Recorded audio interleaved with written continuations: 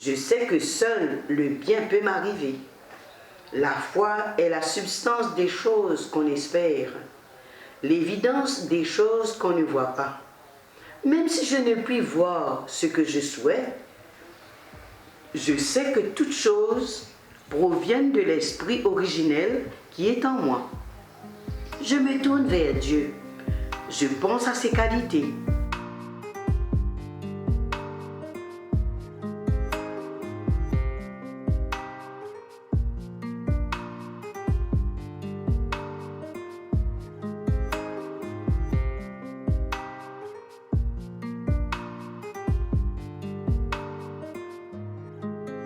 Chaque semaine, à travers nos émissions Féminin Pluriel, nous amenons à la découverte de madame, sur l'univers et comment il peut faire dans la vie de femme. Veut dire, à travers nos émissions, nous rencontrons pas mal de personnes dans différents secteurs de la vie. Et aujourd'hui, nous avons avec nous le plaisir pour accueillir sœur Joëlle Raboud, donc une jeune fille originaire de l'île Rodrigue qui fait ce parcours en tant que religieuse à travers le monde, on va dire. Sœur Joëlle, bonjour. Bonjour Diane. Vous allez bien? Très bien, merci. Merci pour votre accueil.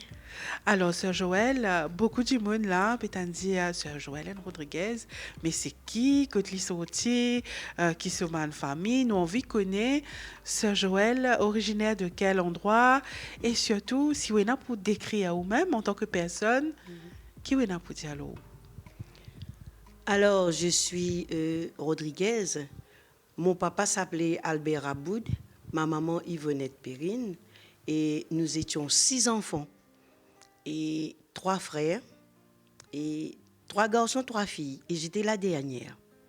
Et je peux dire que nous habitions Malartic, Saint-Gabriel. Et c'est de là que j'ai grandi pour aller à l'école primaire à La Tanière. Et c'est de là que je peux dire, à travers mes rencontres, et aussi en voyant les sœurs, parce que en grandissant, on m'a demandé de devenir âme vaillante. Alors, j'allais les dimanches, j'étais contente. Le matin, on allait à la messe. Papa, maman, la messe 6 heures. Et nous, la messe 9 heures. Mais l'après-midi, à 3 heures, on allait à la Tanière pour réunion avec les âmes vaillantes, les cœurs vaillants. Et c'est là que j'ai aimé. J'ai vu les sœurs qui nous animaient, qui nous montraient à lire, à prier, surtout, et en même temps pour recevoir pour le catéchisme, apprendre le catéchisme, et aussi surtout pour vivre cette amitié avec les autres. Dans la paix, l'amitié, on jouait ensemble, on chantait, on dansait, on faisait des comédies. Et c'est ça qui m'a aidée à grandir, à apprécier ma féminité et dans ma paroisse. Et en même temps, je peux dire que ma vocation découle sur ce témoignage des sœurs que j'ai vu quand j'allais à âme vaillante, qui nous montraient à prier. Et je me suis dit, peut-être que moi aussi, je peux faire la même chose. Mais voilà que j'ai fait mes études primaires à La Tanière. Après, tout de suite, 6e, j'ai passé 6e avec M. Eugène. Quand ça, j'ai dit aux sœurs, j'ai envie de me faire religieuse. Mais seulement, je n'avais que 13 ans. Mais quand même, mes parents m'ont permis et les sœurs ont pris la responsabilité pour que je parte à Maurice pour faire mes études secondaires, cheminer chrétiennement, religieusement, pour devenir une religieuse. Et c'est là que j'ai fait l'école secondaire. J'ai commencé Forme 1 troisième trimestre, mais quand même, j'ai fait l'école secondaire au collège Notre-Dame, qui appartient aux filles de Marie. Et toujours ce lien avec les sœurs. Et je voyais comment, ah bon, là, il y a les études. Comment la sœur étudie. Mais moi, qu'est-ce que... Vous comprenez? Et tous ces témoignages m'ont poussé à aller de l'avant, à apprendre à aimer ma vocation. Et tout de suite, après Forme 5, je dis, bon, je vais me faire religieuse. Et on m'a dit, ben, tu iras à la Réunion. Oui, tu iras à la Réunion pour faire ton aspirat, ton postulat et ton noviciat. Et c'est ce que j'ai fait. 6 mois, pas même 6 mois, postulat. Et après, je n'ai pas fait l'aspirat ni à Maurice, ni à La Réunion, mais postulat, noviciat 2 ans. Et après 2 ans, vous faites les premiers vœux, les 3 vœux pour 5 ans. J'ai continué comme ça. Tout se passe tranquillement, comme si rien n'était. Et puis, après mes études, après mes vœux perpétuels, c'est là que vraiment, on m'a poussé un peu plus loin pour étudier un peu plus la faculté, pour aller à la catéchèse à Lyon, pour étudier, pour écrire et tout. Et c'est là que je rends grâce au Seigneur qu'à partir de toutes ces formations, ces rencontres, j'ai bougé pour aller étudier ailleurs. J'ai approfondi ma foi pour pouvoir aider les autres, surtout les jeunes. Et après, j'ai été maîtresse des novices. Je rends grâce.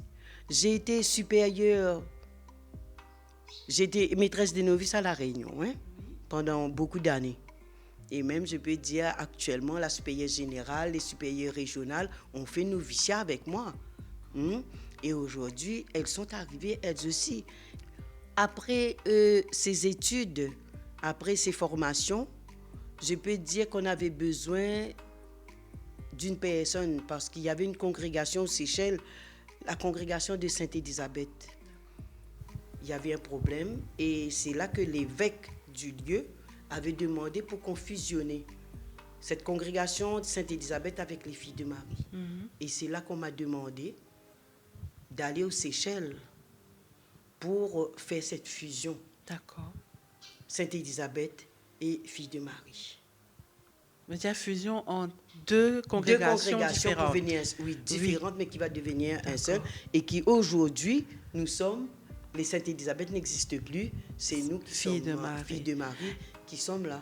D'accord. Quand vous avez démarré en tant que religieuse, est-ce que les parents ont bien pris une fille, sœur, donc religieuse, quitter la famille et tout? Comment ils ont pris la nouvelle? Ils ont accepté facilement? Je sais, ils ont accepté, surtout mon papa, parce que j'étais très attachée à mon papa. Mais je ne suis pas venue à Rodrigue vitement pour dire que... Vous comprenez là, Mais ils étaient contents d'apprendre que j'ai réalisé ce que j'ai voulu. Et c'est ça que partout je dis, je rends grâce que mes parents... Et puis pour moi, je dis si je suis arrivée, quand j'ai vu le lien familial, quand j'ai vu papa et maman qui partent à la messe 6 heures le matin, et quand ils arrivent, nous les enfants, nous partons à la messe de 9 heures, et tous les dimanches c'est comme ça. Et cet exemple, cette unité, et en même temps le soir dans la famille, papa nous dit, qu'est-ce que tu as fait? Qu'est-ce que tu as appris? Ce partage de la vie familiale. C'était incroyable. Et c'est là que je dis, papa, j'ai rencontré les sœurs, j'ai dit, j'ai envie de me faire religieuse, etc. Et les sœurs m'ont proposé, m'ont donné des idées, comment aller de l'avant pour devenir religieuse. Oui. Et je dis que,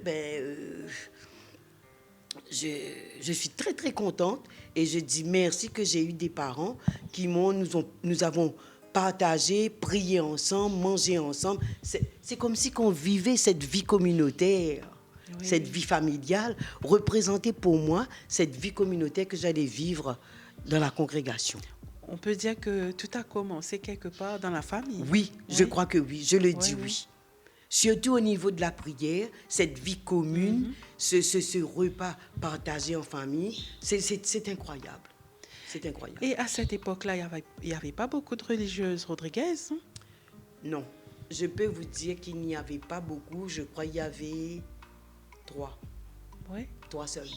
Après qu'il y a eu quelques-unes qui sont arrivées, nous sommes arrivés quand même, ça a augmenté. Mais en ce temps-là, Au départ, il n'y avait pas beaucoup. Donc, c'était des religieuses d'ailleurs, de Maurice, qui étaient là. Des religieuses d'ailleurs qui venaient à Rodrigue. Oui. Des Réunionnaises, des Mauriciennes, pas des Malgaches. Hein? Mais maintenant, ce sont les... voilà. Et sinon, comment vous avez fait le choix pour la congrégation Filles de Marie? Il y avait un choix ou il n'y avait que cette congrégation? Il n'y avait pas de choix. Il n'y avait que cette congrégation. Parce que pour nous, comme Rodriguez, il n'y avait que les sœurs Filles de Marie. D'accord. Il n'y avait pas d'autres congrégations. C'est vrai qu'en arrivant à Maurice, que nous avons vu Lorette, Saint-Joseph de Cluny, d'autres congrégations. Mais pour nous, à Rodrigue, notre soubassement, notre fondation, les sœurs Filles de Marie. D'accord. Oui. Donc, vous avez fait vos études, on va dire, vous avez démarré à La Réunion, vous avez été faire vos études en France, en Belgique aussi. Oui, Belgique. Oui. Et ensuite, là, vous parcourez un peu le monde au service des sœurs. Mais c'est-à-dire que c'est là que j'étais en Afrique et j'ai vu, il y avait des problèmes et j'ai vu les problèmes en Afrique. J'étais aux Seychelles, comme je vous dis, pour la fusion de la congrégation Sainte-Élisabeth et avec nous. Et en même temps, j'ai travaillé beaucoup à La Réunion. Hein? Pas beaucoup à Maurice et encore moins à Rodrigue. Voilà, c'est ça. C'est surtout ça. Je n'ai pas travaillé beaucoup à Rodrigue. Oui. Une petite question peut-être, en tant que sœur, est-ce que ça vous arrive des fois de vouloir sentir cet retour aux sources chez vous, rencontrer les personnes que vous avez côtoyées, la famille et tout? Pour moi, je dirais qu'aujourd'hui, mes intentions, quand j'entends parler des jeunes, ce que je ressens, j'aurais aimé venir travailler à Rodrigue pour aider les jeunes et en même temps visiter les familles. Le fait que notre congrégation, c'est une congrégation pour aller vers les pauvres, la famille, pour aider. Et c'est là que moi je sens et je vois le besoin. Qu'on a besoin des sœurs, des missionnaires pour aller vers les familles, pour parler aux jeunes, pour leur montrer vraiment les problèmes sociaux, comment les jeunes ne pratiquent plus. Et en même temps, depuis que je suis arrivée ici, tout ce qu'on est en train de me dire, les plaintes, ma sœur, c'est pas facile, ma sœur. On se demande, il n'y a plus cette vie familiale, il n'y a plus ce dialogue, cette écoute, cet échange, il n'y en a plus. Et comment aller plus loin? Et comment Rodrigue ce sera demain? On est en train de se poser la question. Et c'est là que moi je dis que j'aurais aimé quand même peut-être venir travailler pour voir avec le peu que j'ai, voir comment aller vers les jeunes, essayer de sensibiliser les jeunes, les familles, les couples, pour quitter un petit peu cet esclavage moderne de la technologie, pour créer cet esprit familial, écoute, amour, amitié, échange, voisins, voisines, on essaye de voir comment vivre ensemble, comment partager et tout. C'est ça que je dis, mes aspirations. Une aspiration missionnaire pour faire connaître Jésus qui a donné sa vie pour nous. Et en même temps que le fait que Marie-Madeleine a été une femme, allez dire que Jésus est ressuscité, etc. Mais nous aussi, en tant que filles de Marie, Nous sommes envoyés en ce temps de pèlerins d'espérance pour aller vers nos frères et sœurs pour leur dire, ben bon, Jésus est là. Ne vous laissez pas contaminer par cette société moderne. Essayez de voir quels sont les besoins, surtout les besoins de foi, d'amour, d'espérance dans notre monde d'aujourd'hui. Cette unité, cette charité que nous avons à vivre aujourd'hui. Il y a un besoin extraordinaire. Il y a des cris, comme les couples qui se marient, après un mois, on se sépare, ben, on a besoin quand même d'aller vers ces gens, de leur parler, de les aider, de les faire comprendre. Et sinon, ma sœur, combien de temps depuis que vous avez pris cet engagement religieux? Ben, nous aurons 55 ans, là. Nous aurons 55, nous aurons 55 ans de vie religieuse, là. D'accord. Oui. Et c'est pour ça que malgré notre âge, nous voulons garder cet esprit d'aller vers et d'être ces pèlerins comme le pape François nous a dit, soyez des pèlerins d'espérance. Nous voulons, malgré notre âge, faire avancer notre société pour l'amour, pour la foi, l'espérance, la charité autour de nous. Et tout comme vous avez pris l'engagement pour être religieuse il y a 55 ans, oui. Il y a de moins en moins de jeunes qui s'intéressent à la vie religieuse et surtout peut-être, ils ne savent pas être religieuse, être sœur, c'est quoi? Est-ce que vous pouvez nous expliquer un petit peu pour être aujourd'hui religieuse comme vous, qu'est-ce que ça demande et qu'est-ce qu'on fait, comment ça se passe? Alors, pour être religieuse, je dis que d'abord, il nous faudra voir notre foi. D'abord, commencer depuis notre jeunesse. Comment je vis ma foi, ma piété, ma charité, pour que je puisse voir demain qu'est-ce que je peux faire dans la vie. Vous comprenez? Et c'est ça que moi, je crois.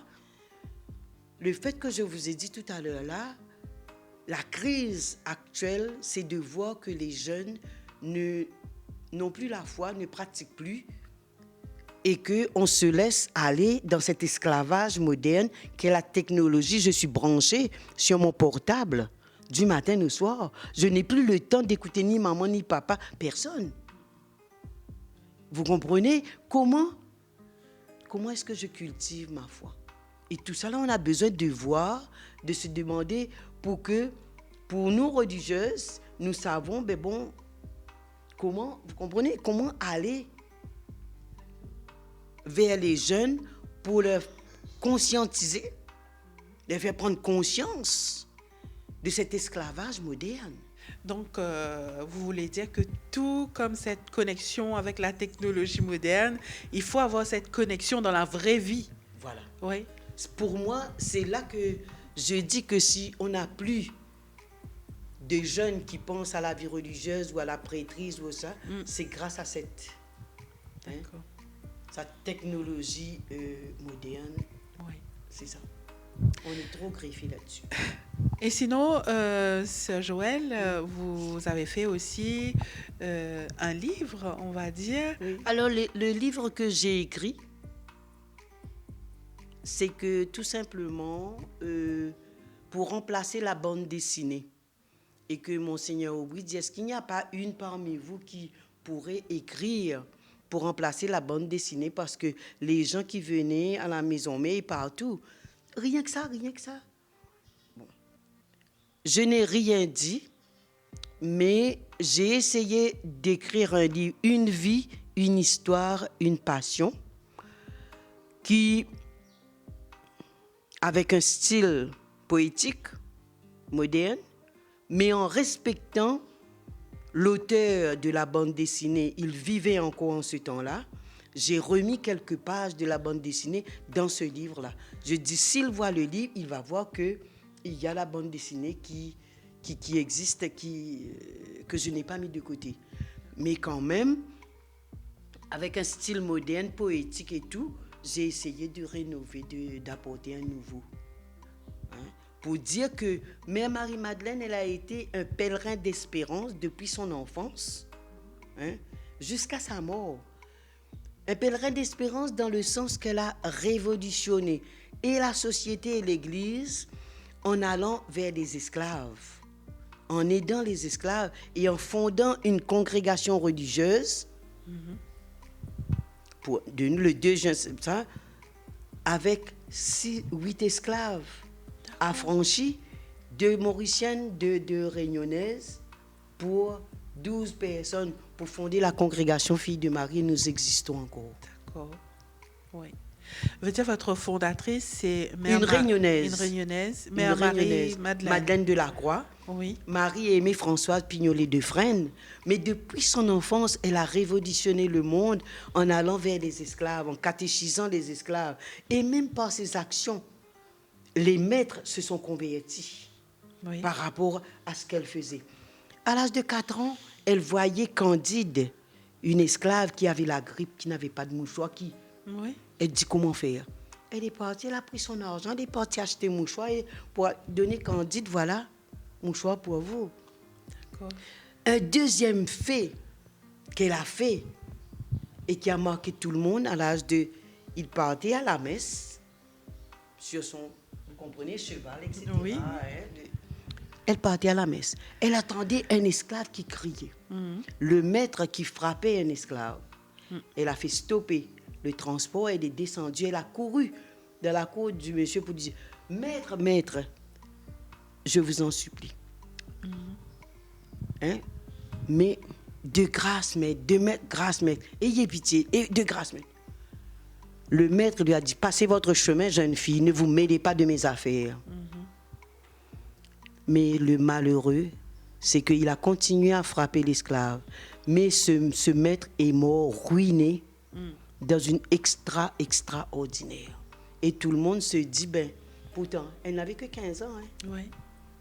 Et c'est là que je vois que vraiment, elle avait cette foi, cet amour pour les pauvres et qu'elle ne pouvait pas voir les gens souffrir. La souffrance des autres. Oui. Et là, vous attendez aussi bientôt que... Sa béatification et canonisation, oui. Parce que le travail que nous avons accompli pour Rome, on a trouvé que c'est beau, il n'y a rien à faire, rien à redire, On voit qu'elle va être béatifiée et nous attendons. Nous attendons, nous prions. On croyait que le pape François allait... Parce que le pape François a reconnu. Mais le pape François est mort, nous prions, nous rendons grâce, mais nous espérons que le pape Léon XIV pourra béatifier, canoniser même Marie-Madeleine de la Croix. D'accord. Et Sœur Joël, nous terminons cette émission-là à chaque fois par un conseil, un partage. Et aujourd'hui, si vous avez un message à faire passer à la famille Rodriguez, et pourquoi pas s'adresser à la femme même, à la femme Rodriguez, à la femme en général, puisque cette émission, donc, elle y passe à travers le monde. Qui vous a pour dire à la femme Rodriguez? Qui vous a pour dire à la femme? Je dirais que je ne flatte pas les femmes, mais nous avons des vertus que nous ne pouvons pas mettre sous le boisseau. Par exemple, notre humilité, notre amour, notre amitié et notre foi. Par exemple, quand je vois que tout le temps, on nous dit « Ah, les femmes, hein. » Et même, excusez-moi, je parle quand... Pourquoi est-ce que je dis les femmes, nous avons des valeurs extraordinaires? Quand je regarde Marie-Madeleine dans l'Évangile, après que Jésus avait été arrêté, tout ce qu'il a vécu, crucifié et tout, mettre au caveau, qui a découvert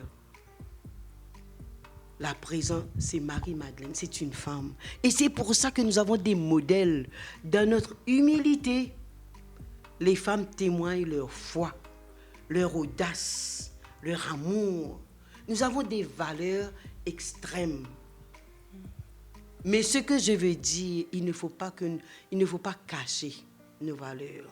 Dans nos familles, dans nos villages, nous avons besoin de vivre, avec nos voisins, nos voisines, garder cette amitié, cet amour entre nous, ce partage et aller vers ceux qui sont maltraités, qui n'ont pas les moyens, qui sont pauvres, matériellement, spirituellement. Est-ce que nous pensons à tout ça aujourd'hui? Nous avons parlé de la technologie moderne qui crée un esclavage. Est-ce que nous aussi, les femmes, nous n'entrons pas dans cet esclavage? Nous avons besoin de faire attention, de garder les vertus, les qualités que nous avons. Moi, je dis, je suis fière d'être, vous comprenez, d'être femme et de pouvoir témoigner de ces valeurs importantes dans notre société, là où nous sommes, partout, là où nous sommes. Merci beaucoup, ma sœur.